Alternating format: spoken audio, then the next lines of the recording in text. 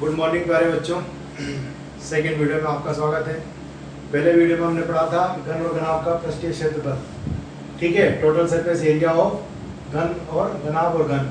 तो इसका फॉर्मूला लिखा था आपके क्यूब का होता है आपके 6x स्क्वायर या 6 भुजा स्क्वायर, और घनाभ का होता है आपके 2ab plus bc plus ca, या इसको 2lb plus bh plus hlb कह सकते हैं। जहाँ l इसकी लंबाई है, l तो इसकी लंबाई है, b इसकी चौड़ाई है और h इसकी ऊंचाई है। अब इस वीडियो में हम पढ़ेंगे आपके घन और घनाभ का आयतन, वॉल्यूम, ठीक है, घन और घनाभ का आयतन। तो आयतन और सरफेस एरिया में क्या अंतर है, पृष्ठीय क्षेत्रफल और आयतन में क्या अंतर है? तो बेसिक अंतर ये है कि देखो आप, ये घनाभ है, अगर घनाभ के हमें बाहर पेंट कराना है, घनाभ के बाहर की सतह पर पेंट कराना है, या इसके ऊपर कागज चिपकाना है या कुछ कपड़ा लगाना है, तो कितना कपड़ा आएगा या कितना कागज आएगा, ये कहलाता है इसका संपूर्ण पृष्ठीय क्षेत्रफल। इसमें कितना हम पेंट कराएंगे तो कितना पेंट खर्च होगा, या कितना कागज चिपकेगा या कितना कपड़ा चिपकेगा, तो ये कहलाता है आपका संपूर्ण पृष्ठीय क्षेत्रफल। लेकिन जब हम आयतन की बात करें तो आयतन का मतलब है, सपोज मैं इसमें एक यहाँ पे होल कर दूँ और होल करके मैं इसके अंदर पानी भरूँ या कुछ तरल पदार्थ भरूँ या हवा भरूँ, तो इसके अंदर कुल कितनी मात्रा में हवा आएगी या पानी आएगा, ये कहलाता है इसका आयतन, इसका वॉल्यूम। तो ये इसका है। तो इसका आयतन का फॉर्मूला क्या होगा? तो आयतन के फॉर्मूले हम क्या करते हैं, ये आपका घनाभ है,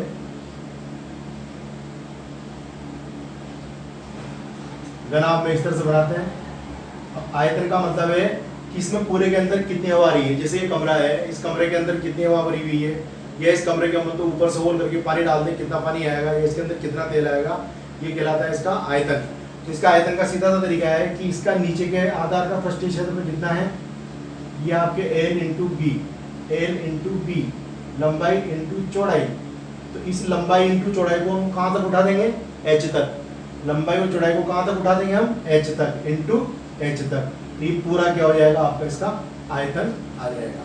तो इस तरह से घनाभ का आयतन क्या हो गया, तो घनाभ का आयतन हो गया आपके वॉल्यूम बराबर लंबाई इंटू चौड़ाई इंटू ऊंचाई, means a into B into H. L का मतलब लेंथ, बी का मतलब ब्रेड्थ और एच का मतलब हाइट। तो यहाँ पर हम वॉल्यूम का लिख देंगे,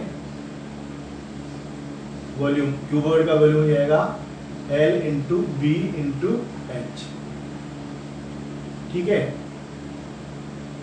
ये अब हम घन की बात करें तो घन में क्या हो जाएगा, घन में लंबाई चौड़ाई ऊंचाई तीनों क्या होती है, बराबर होती है।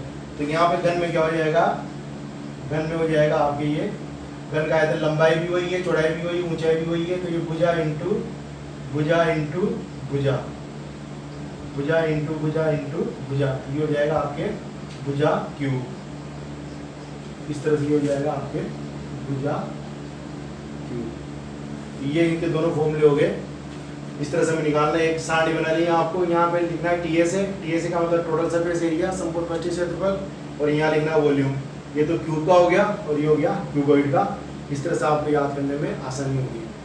अब हम इसमें नेक्स्ट पढ़ेंगे विकर्ण।